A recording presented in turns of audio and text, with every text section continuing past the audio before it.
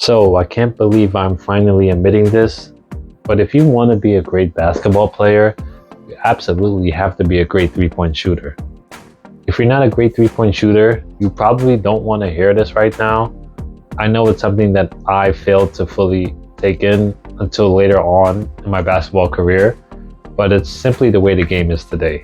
I was born in 1994, and for most of my basketball career, I focused on being an elite mid-range shooter. I just wanted to score in the paint or do a couple moves and get to the open mid-range shot and just knock it down. It wasn't until later on in my basketball career that I wanted to start to focus on three-point shooting. Now, to cut me some slack, three-point shooting wasn't as popular in the NBA as it is now. Now, everybody from the 1 to the 5 position needs to be able to shoot the three-point shot.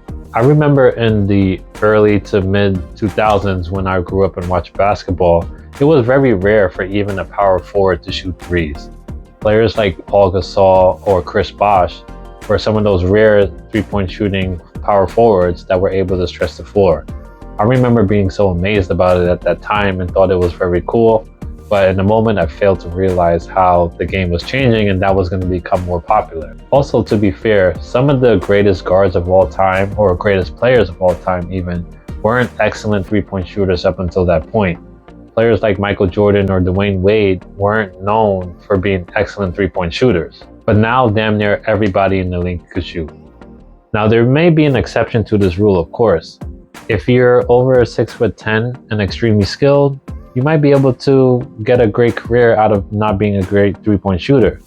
But it's very rare that you're going to hit the genetic lottery and be over 6'10" and extremely skilled. Now for me, I didn't start practicing three-point shooting until after I got cut from the team during my senior year of high school. And I was so bad at shooting that I had to make 50 three-point shots in a practice session. But I couldn't do it all at once. I had to make 10 at a time in between the drills that I was doing. And after doing that for a couple years, I remember a specific moment in my college game where I felt like I was decent at three-point shooting at that point, but deep down I actually lacked the confidence, because there was a moment in the game when I had an open three-point shot and I passed it up to go for a drive or pass it to another player. I don't remember exactly what I did, but it was the only time I had an opportunity to shoot a three-point shot, and if I made it, I would have been 100% for my college career, which is something that kind of still bothers me to this day. But confidence is one of the reasons why some players are great three-point shooters. It's not just working on it, but you got to have the confidence to take them in game. But I didn't give up on practicing my three-point shooting, of course. Still continued to work at it, and for a few years later, now I can finally say I feel like I am a good three-point shooter. And I see young players hitting step-back threes and doing all these moves that I could never do when I was their age. It does make me kind of jealous, but at the same time, I am seeing a lot more bad threes than I did in the past.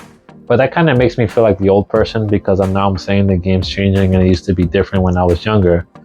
But it's actually kind of true. Players are actually taking some bad threes.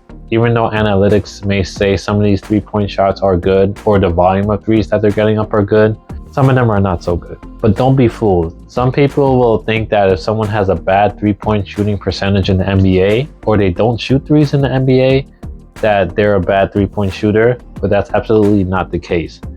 All these guys are amazing three-point shooters by most players' standards. If you see them play pickup games or do practice runs, they will be knocking down these threes with ease. And I'll leave you with this. Don't let your game suffer because you failed to adapt to changing times.